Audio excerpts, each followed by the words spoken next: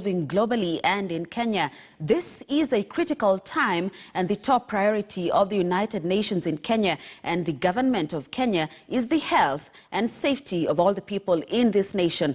Let's listen in to what they have to say.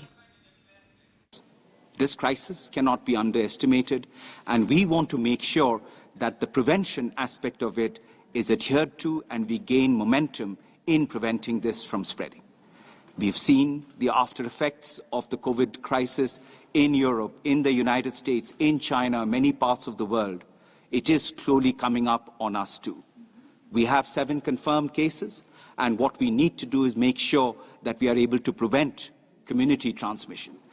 In order to do that, it will need an all of UN, all of government, all of private sector, all of society approach. WHO has been involved in the reaction, the preparation and now the response to the COVID epidemic.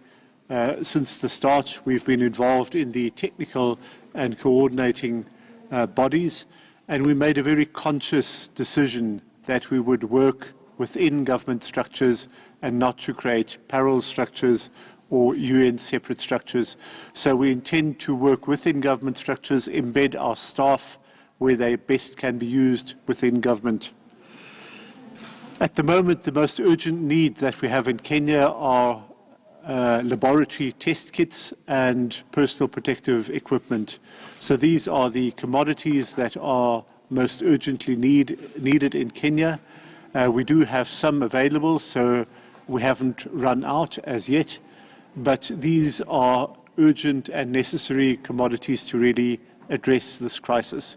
So our appeal to the international community is to assist Kenya in this respect. On our side, we've been in active discussion with the government already for a couple of days. I was in discussion with CS Shetani already as early as Monday this week, and have offered from the European Union side to swiftly reprioritise a number of undergoing actions to seek to get support to Kenya as a measure of solidarity as fast as possible. I think we see 3 broad areas on our side. First, of course, as Rudy so eloquently pointed out, there's a need for basic medical assistance, basic medical equipment. This is a challenge globally, not just in Kenya, but actually we're struggling with this at times within the European Union and also elsewhere. Secondly, we're keen as well to support the government in reacting to and mitigating some of the potential socio-economic consequences of the crisis. And here I see potentially 2 areas of support.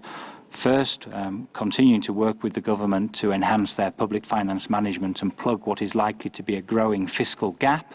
Revenues are obviously going to be affected, and we know the current challenges around the debt levels.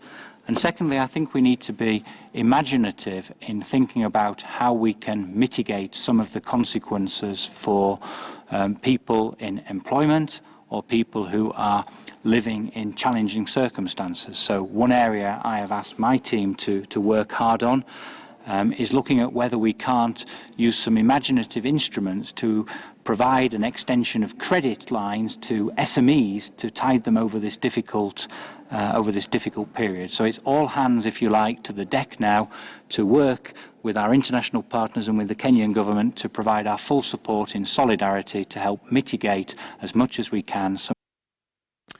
Now, Principal Secretary